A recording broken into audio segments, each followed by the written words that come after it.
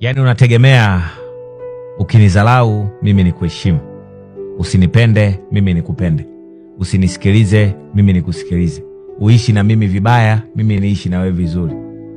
Nitakuwa ni binadamu wa aina gani? Nitakuwa ni kichaa wa aina gani? Nitakuwa ni mpumbavu wa aina gani? Hata Mwenyezi Mungu mwenyewe anategemea wewe umtendee mambo mema ndipo akupeleke mbinguni. Hakuna kitu cha bure duniani. Kama unanifanyia vibaya, nitakufanyia hivyo hivyo vibaya.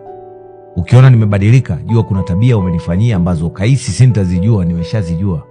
Kuna mambo ambayo ulikuwa unayaficha juu yangu mabaya, nimeyajua, ndio maana unaona kama nimebadilika. Ndio maana unaona kama ukiona na kuzalau, jua ulinizalau. Ukiona sikuheshimu, jua hukuniheshimu.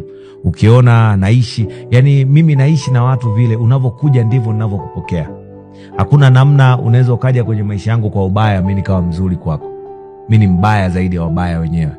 Tena ubaya zaidi wewe unaweza kanifanyia mabaya 10 mimi nikakupa 100. Yani liti 50-50. Mimi sio mtu wa kunyenyekea mtu asiyeninyenyekea. Mimi sio mtu wa kumpenda mtu asiyenipenda. Mimi sio mtu wa kumwambia ukweli mtu ambaye ananiongopea.